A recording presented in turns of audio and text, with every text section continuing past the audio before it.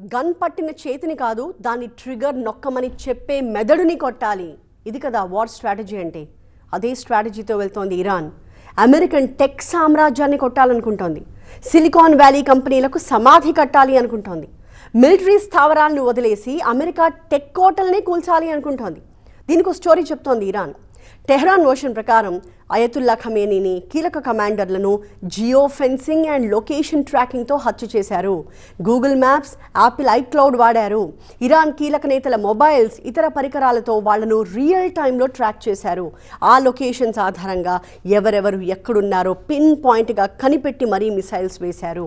American tech కంపెనీలు కేవలం apps మాత్రమే కావు. ఇరాన్ దృష్టిలో అవి అమెరికాకి డిజిటల్ గూఢచారులు. తమ నేతల్ని చంపడానికి కంపెనీలు టెక్నాలజీ ఇస్తున్నాయి కాబట్టి వాటి ఆఫీసులను, సర్వర్లను పేల్చేస్తాం.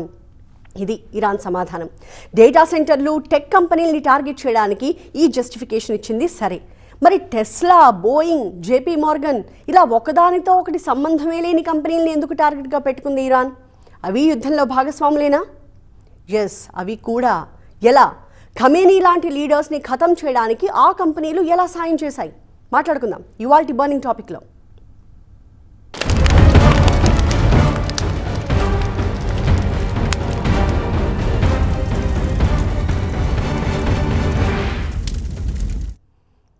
ఇరాన్ తన యుద్ధ వ్యూహాన్ని మార్చుకుంది అనడం రాంగ్ వర్షన్. ఎవ్వరూ ఊహించని వ్యూహంతో వెళుతోంది అనడం కరెక్ట్. జబ్బు పడ్డాక టాబ్లెట్ వాడడం కాదు, వ్యాక్సిన్తో ఆ జబ్బే రాకుండా చేయడం పర్ఫెక్ట్ స్ట్రాటజీ. అందులో భాగమే ఈ అటాక్స్. ఈ వ్యూహం రెండు వైపులా పదునున్న కత్తి లాంటిది. ఒకటి, యుద్ధంలో అమెరికాని దెబ్బ కొట్టచ్చు. రెండు, టెక్ దిగ్గజాలను కొట్టడం ద్వారా అమెరికా ఆర్థిక వ్యవస్థల్ని కుప్పకూల్చచ్చు. ఎప్పటికైనా ఓటమి తప్పదు అనే యుద్ధ భూమిలోకి దిగింది ఇరాన్. బట్ ఓడిపోయే ముందు చావు దెబ్బ తీయాలి అనుకుంది. సరిగ్గా అనుకున్నదే చేస్తోంది. నెల రోజులైనా సరే ఇప్పటికీ అమెరికా F-35 వార్ జెట్స్ని కూల్చేస్తోంది. శత్రుదేశ మిస్సైల్స్ రాకని సెకండ్స్లో పసిగట్టేసి చెప్పే రాడార్స్నే ఇరాన్ నాశనం చేస్తోంది.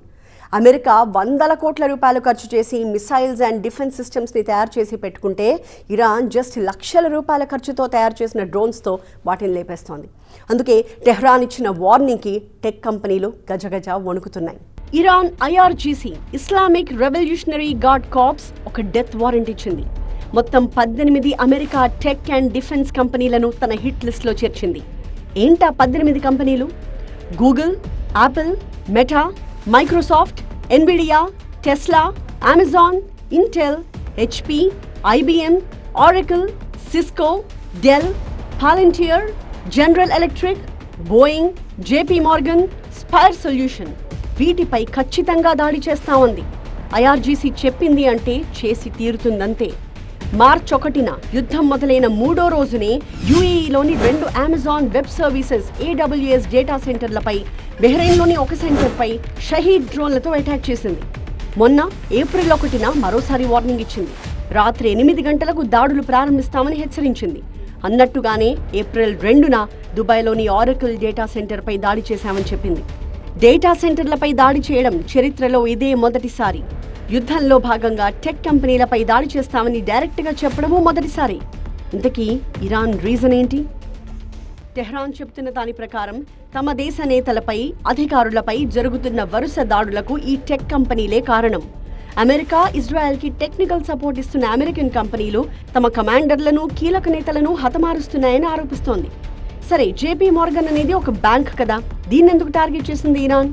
అమెరికా ఆర్థిక వ్యవస్థకు వెన్నెముక వంటిది ఈ జేపీ మోర్గన్. ఇరాన్ ఆర్థిక వ్యవస్థపై విధించిన కఠినమైన ఆంక్షలను అమలు చేయడంలో ఈ బ్యాంక్దే కీలక పాత్ర అని ఇరాన్ ఆగ్రహంతో ఉంది. అందుకే హిట్ లిస్ట్లో చేర్చింది. సరే, విమానాలు తయారు చేసే బోయింగ్ని కూడా ఎందుకు చేర్చినట్టు? బోయింగ్ కేవలం విమానాలే కాదు, మిస్సైల్స్, డిఫెన్స్ ఎక్విప్మెంట్స్ కూడా తయారు చేస్తుంది. ఇజ్రాయెల్ వాడుతున్న యుద్ధ విమానాలు, బాంబుల్లో బోయింగ్ టెక్నాలజీ ఉండడం ఇరాన్ తన హిట్ లిస్ట్లో చేర్చడానికి కారణం. సరే, డెల్, HP, IBM ఇవి హార్డ్వేర్ అండ్ ఇన్ఫ్రాస్ట్రక్చర్ కంపెనీస్ కదా, ఇవెందుకు టార్గెట్ లిస్ట్లో ఉన్నాయి? ఇరాన్ ప్రభుత్వ నెట్వర్క్లోకి హ్యాకర్స్ చొరబడ్డానికి ఈ కంపెనీల సర్వర్లు, కంప్యూటర్లలో రహస్యంగా బ్యాక్ డోర్స్ ఏర్పాటు చేశాయని ఇరాన్ ఆరోపిస్తోంది. ఇక ఇంటెల్కి ఇజ్రాయెల్లో అతిపెద్ద చిప్ తయారీ కేంద్రాలున్నాయి. ఇరాన్ నేతలను గుర్తించే డ్రోన్లలో వాడే ప్రాసెసర్లు ఇవేనని వారి వాదన. ప్రపంచవ్యాప్తంగా ఉన్న కమ్యూనికేషన్స్ అంటే వాట్సాప్, ఫేస్బుక్, జీమెయిల్, క్లౌడ్ ఇవన్నీ యాపిల్, గూగుల్, మెటా, మైక్రోసాఫ్ట్ చేతుల్లోనే ఉన్నాయి. ఇరాన్ అధికారుల మధ్య జరిగే సంభాషణలను ట్రాక్ చేయడానికి ఈ సాఫ్ట్వేర్లు అమెరికాకి సహకరిస్తున్నాయని ఇరాన్ బలంగా నమ్ముతోంది.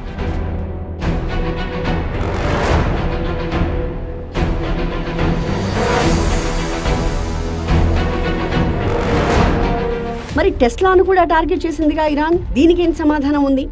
టెస్లా అంటే కార్ల తయారీనే కాదుగా, ఈలాన్ మస్క్ కంపెనీలో స్టార్ లింక్ కూడా ఉంది. శాటిలైట్ ఇంటర్నెట్ ద్వారా తమ దేశంలో ఇంటర్నెట్ సెన్సార్షిప్ ని అమెరికా బైపాస్ చేస్తోందని, ఇది తమ అంతర్గత భద్రతకు ముప్పు అని ఇరాన్ భావిస్తోంది. అందుకే టెస్లా టార్గెట్.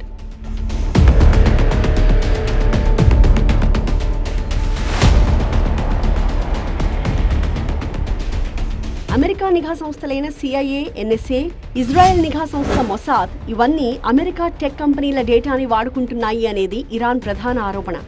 ఎన్విడియా తయారు చేసే శక్తివంతమైన AI చిప్స్ ని నిఘా కెమెరాలు, శాటిలైట్స్ లో వాడుతున్నారు. ఇవి అందించే ఫోటోలతో ఫేషియల్ రికగ్నిషన్ ద్వారా వ్యక్తుల ముఖాలను గుర్తించి వారిని అత్యంత ఖచ్చితత్వంతో టార్గెట్ చేస్తున్నారు అని IRGC అంటోంది. అమెరికా చట్టాల ప్రకారం అంటే FISA యాక్ట్ ప్రకారం జాతీయ భద్రత పేరుతో టెక్ కంపెనీల నుంచి డేటాని సేకరించే అధికారం అమెరికా ప్రభుత్వానికి ఉంటుంది. దీనివల్ల ఇరాన్ అధికారుల రహస్య సమాచారం ఈ కంపెనీల సర్వర్ల ద్వారా అమెరికా చేతికి చిక్కుతోంది అని ఇరాన్ విదేశాంగ శాఖ మంత్రి అబ్బాస్ ఎప్పుడో స్టేట్మెంట్ ఇచ్చారు. ఇక్కడ టార్గెటెడ్ అసాసినేషన్స్ అనే మాట వాడుతోంది ఇరాన్. తమ దివంగత supreme leader Ali Khamenei, commander Mohammad Pakpour వంటి కీలక నేతల కదలికల్ని గుర్తించడానికి అమెరికా, ఇజ్రాయెల్ నిఘా సంస్థలు గూగుల్ మ్యాప్స్, ఐక్లౌడ్ డేటాని వాడుకున్నాయని ఇరాన్ ఆరోపిస్తోంది. అమెరికా, ఇజ్రాయెల్ జరుపుతున్న టార్గెటెడ్ దాడులకు ఈ టెక్ కంపెనీల AI technology, information and communications technology సేవలే మూలమని ఇరాన్ ఆరోపిస్తోంది. ఇదంతా ఎలా జరుగుతుందంటే ప్రతి స్మార్ట్ ఫోన్, అది యాపిల్ కావచ్చు, ఆండ్రాయిడ్ కావచ్చు, నిరంతరం సిగ్నల్స్ పంపుతుంది. ఇరాన్ నేతలు వాడే ఫోన్ల ద్వారా వారి ఖచ్చితమైన GPS లొకేషన్ని ఈ కంపెనీల సర్వర్లు సేకరిస్తాయి. ఈ డేటాని అమెరికా నిఘా సంస్థలు CIA వంటివి సేకరించి ఇజ్రాయెల్ క్షిపణులకి టార్గెట్ కోఆర్డినేట్స్గా ఇస్తున్నాయని ఇరాన్ ఆరోపిస్తోంది. అంతేకాదు, వీధుల్లో ఉండే నిఘా కెమెరాల నుంచి వచ్చే వేల గంటల ఫుటేజ్ని విశ్లేషించడానికి ఎన్విడియా వంటి కంపెనీల AI చిప్స్ అవసరం. వీటి సాయంతో రద్దీగా ఉండే ప్రాంతాల్లో కూడా ఇరాన్ కమాండర్ల ముఖాలను గుర్తించి వారిని వెంబడించి మరీ దాడులు చేస్తున్నారని వారి వాదన. ఇక క్లౌడ్ కంప్యూటింగ్ ద్వారా కూడా తమపై దాడి జరుగుతోందంటోంది ఇరాన్.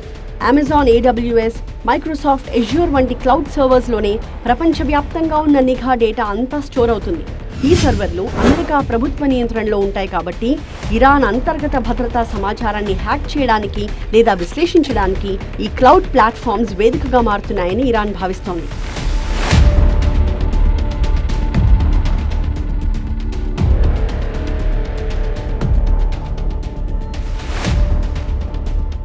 అమెరికాలో ఉన్న ఫారిన్ ఇంటెలిజెన్స్ సర్వేలెన్స్ యాక్ట్ వంటి చట్టాల ప్రకారం ప్రభుత్వం అడిగితే టెక్ కంపెనీలు తమ యూజర్ల డేటాని ఇవ్వాల్సి ఉంటుంది. అంటే గూగుల్ డ్రైవ్ లేదా ఐక్లౌడ్లో ఉండే రహస్య డాక్యుమెంట్లు నేరుగా అమెరికా నిఘా సంస్థల చేతుల్లోకి వెళ్లే అవకాశం ఉంది అంటోంది. వాట్సాప్ మెసేజ్లు ఎండ్ టు ఎండ్ ఎన్క్రిప్టెడ్ అయినప్పటికీ ఎవరు ఎవరికి ఎప్పుడు ఎక్కడి నుంచి ఏ మెసేజ్ చేస్తున్నారు అనే మెటా డేటా ద్వారా తమ దేశాధికారుల నెట్వర్క్ని అమెరికా ఛేదిస్తోంది అంటోంది ఇరాన్. సపోజ్ ఒక ఇరాన్ జనరల్ తన ఫోన్లో గూగుల్ మ్యాప్స్ వాడినా లేదా వాట్సాప్లో హాయ్ అని మెసేజ్ చేసినా ఆ సిగ్నల్ అమెరికా సర్వర్ల ద్వారా వెళ్లి చివరికి ఒక డ్రోన్ దాడికి దారితీస్తోంది అని ఇరాన్ చెబుతోంది. దీనివల్లే ఇరాన్ ఈ 18 కంపెనీలను లెజిటిమేట్ మిలిటరీ టార్గెట్స్గా అంటే చట్టబద్ధమైన సైనిక లక్ష్యాలుగా ప్రకటించింది. నెల రోజులు దాటినా ఇరాన్ని ఎందుకు ఓడించలేకపోతోంది అమెరికా? ఇలా అనకూడదేమో, నెల రోజులకు పైగా ఎలా యుద్ధం చేయగలుగుతోంది ఇరాన్, ఇలా అనాలేమో. మరో విషయం, యుద్ధం అంటూ వస్తే భూమిపై ఉండే కీలక స్థావరాల్ని టార్గెట్ చేస్తారు అని ఇరాన్కి తెలుసు. అందుకే కొన్ని స్థావరాల్ని కూల్చేసుకోండి అంటూ కావాలనే కట్టింది ఇరాన్. అసలైనవన్నీ అండర్ గ్రౌండ్లో నిర్మించింది. ఇరాన్ తన బ్యాలిస్టిక్ మిసైల్ ప్రోగ్రామ్ కోసం ఏకంగా అండర్ గ్రౌండ్ సిటీస్ని కట్టించింది. సో భూమిపై ఉన్న వాటిపై దాడి చేసిన అమెరికా మిసైల్స్ని ప్రయోగించే శక్తిని ఇరాన్ కంప్లీట్గా కోల్పోయింది అని చెప్పింది. ట్రంప్ ఈ స్టేట్మెంట్ ఇచ్చారు. బట్ ట్రంప్ నుంచి ఆ స్టేట్మెంట్ వచ్చిన నెక్స్ట్ డేనే ఇరాన్ తన ఇంటర్మీడియట్ రేంజ్ బ్యాలిస్టిక్ మిసైల్స్తో డిగా గార్షియా దీవులపై దాడి చేసి షాక్ ఇచ్చింది. ఇరాన్లో మిసైల్ సిటీస్ ఉన్నాయి. అవి భూగర్భంలో రహస్య సొరంగాల్లో ఉంటాయి. వాటిని ఛేదించలేకపోతోంది అమెరికా. నెల రోజుల తర్వాత కూడా దాదాపు 50% మిసైల్ లాంచర్లు ఇప్పటికీ సురక్షితంగానే ఉన్నాయి. అందుకే ఇరాన్ ఇప్పటికీ పోరాడుతూనే ఉంది. ఫిబ్రవరి 28న అమెరికా, ఇజ్రాయెల్ జాయింట్ గా ఆపరేషన్ ఎపిక్ ఫ్యూరీ ప్రారంభించి నెల రోజులు దాటినా ఇరాన్ లొంగకపోవడానికి ప్రధాన కారణం ఆ దేశం అనుసరిస్తున్న asymmetric warfare strategy. Mosaic defence అంటారు దీన్నే. ఇందులో భాగంగా ఇరాన్ తన సైనిక నాయకత్వాన్ని డీసెంట్రలైజ్ చేసింది. ఒక ప్రధాన కేంద్రంపై దాడి జరిగిన స్థానిక కమాండర్లు స్వతంత్రంగా నిర్ణయాలు తీసుకుని డ్రోన్లు, మిసైల్స్తో విరుచుకుపడుతూ ఉంటారు. లేటెస్ట్ బ్రేకింగ్ న్యూస్ ఏంటంటే అమెరికా F-35 యుద్ధ విమానాన్ని ఇరాన్ కూల్చేసింది. అలా అని ఇరాన్ క్లెయిమ్ చేసుకుంది. మొత్తం 2 F-35 వార్ జెట్స్ ని కూల్చేశామని చెప్పింది ఇరాన్. ఒక్క యుద్ధ విమానమేగా, ఏంటి నష్టం అనుకోవడానికి లేదు. ఈ F-35 యుద్ధ విమానం ఖరీదు ఏకంగా 927 కోట్ల రూపాయలు. F-35 గాల్లోకి ఎగిరిందంటే శత్రువు గుండెలు జారినట్టే అని చెప్పుకుని 19 దేశాలకు అమ్ముకుంది అమెరికా. అలాంటి యుద్ధ విమానాల్ని రెండింటిని కూల్చేశామని ఇరాన్ చెప్పడం అమెరికాకి పెద్ద దెబ్బ. అంతేకాదు, తక్కువ ఖర్చు ఎక్కువ నష్టం అనే వ్యూహంతో వెళ్తోంది ఇరాన్. అమెరికా కోట్లాది రూపాయల ఖరీదైన మిసైల్స్ వాడుతూ ఉంటే ఇరాన్ అతి తక్కువ ఖర్చుతో కూడిన షహీద్ డ్రోన్లను వేల సంఖ్యలో ప్రయోగిస్తోంది. వీటిని అడ్డుకోవడానికి అమెరికాకి భారీగా ఖర్చవుతోంది. ఇరాన్ను ఫేస్ చేయలేకపోతున్న అమెరికా ఆ దేశ ఇన్ఫ్రాస్ట్రక్చర్ని దెబ్బతీయాలనుకుంటోంది. అంటే రోడ్లు, బ్రిడ్జ్లను నాశనం చేయాలనుకుంటోంది. ఇందులో భాగంగానే టెహ్రాన్, కరాజ్ నగరాలను కలిపే B1 బ్రిడ్జ్ని మిసైల్స్తో కూల్చేసింది అమెరికా. పశ్చిమాసియాలోనే అత్యంత ఎత్తైన బ్రిడ్జ్ ఇది. దాదాపు 136 మీటర్ల ఎత్తుండే ఈ వంతెన మధ్య భాగం రెండుగా విడిపోయి కుప్పగూలింది. యుద్ధంలో ఇలాంటి వాటిపై దాడులు చేయడం అరుదు. బట్ అమెరికా ఏం చెప్తోందంటే ఇరాన్ సైనిక డ్రోన్ల తయారీకి అవసరమైన సామగ్రిని తరలించడానికి ఈ వంతెనను ఉపయోగిస్తున్నారని, అందుకే దీన్ని టార్గెట్ చేశామని అమెరికా రక్షణ శాఖ స్టేట్మెంట్ ఇచ్చింది. ఈ బ్రిడ్జ్ని కూల్చిన వెంటనే ట్రంప్ ఒక స్టేట్మెంట్ ఇచ్చారు. ఇరాన్లోని అతిపెద్ద వంతెన కూలిపోయింది, ఇక దాన్ని ఎప్పటికీ వాడలేరు, త్వరలోనే మరిన్ని దాడులుంటాయి అంటూ వార్నింగ్ ఇచ్చారు. ఇరాన్ కనుక వెంటనే డీల్కి అంగీకరించకపోతే ఆ దేశాన్ని రాతి యుగంలోకి పంపిస్తామంటూ కామెంట్ చేశారు. ఇరాన్ ఏమో ప్రజలకు ఉపయోగపడే ఇలాంటి బ్రిడ్జ్లపై దాడులు చేయడం యుద్ధ నేరమని చెప్తోంది. ఊరికే మాటలు చెప్పడం కాదు, ఇకపై తాము కూడా గల్ఫ్ దేశాల్లోని 8 ప్రధాన వంతెనల్ని కూల్చేస్తాము అని ప్రకటించింది. కువైట్, UAE, సౌదీ అరేబియాలో ఉన్న వంతెనల జాబితాని విడుదల చేసి ఇవి తమ హిట్ లిస్ట్లో ఉన్నాయి అంటూ హెచ్చరించింది ఇరాన్. ఇరాన్ని ఓడిస్తారో లేదో అన్నని తెగ టెన్షన్ పడిపోతున్నాయి గల్ఫ్ దేశాలు. ఈ ట్రంప్ ఏమో యుద్ధం ముగిస్తానని ఒకసారి, భీకర దాడులు చేస్తానని ఇంకోసారి స్టేట్మెంట్ ఇస్తున్నారు. మొన్న మధ్య గల్ఫ్ దేశాల ప్రతినిధులు వెళ్లి ట్రంప్ చెవిలో ఒక మాట పడేశారు. ఎలా అయినా సరే ఇరాన్ని ఓడించి ప్రస్తుతం ఉన్న అక్కడి పాలనా యంత్రాంగాన్ని కూల్చేయండి అంటూ ప్రాధేయపడ్డారు. ఇటు చూస్తేనేమో ఇరాన్ అస్సలు కొరుకుడు పడట్లేదు. ఇక ప్రపంచం కూడా ఎదురు చూస్తోంది యుద్ధం ఎప్పుడు ఆగుతుందా అని. మెయిన్గా హార్మూజ్ని ఎప్పుడెప్పుడు తెరుస్తారా అని ఎదురు చూస్తున్నాయి దేశాలు. అయితే ఇప్పట్లో హార్మూజ్ తెరుచుకునే ఛాన్స్ లేకపోవడంతో ఏకంగా 60 దేశాలు రంగంలోకి దిగుతున్నాయి.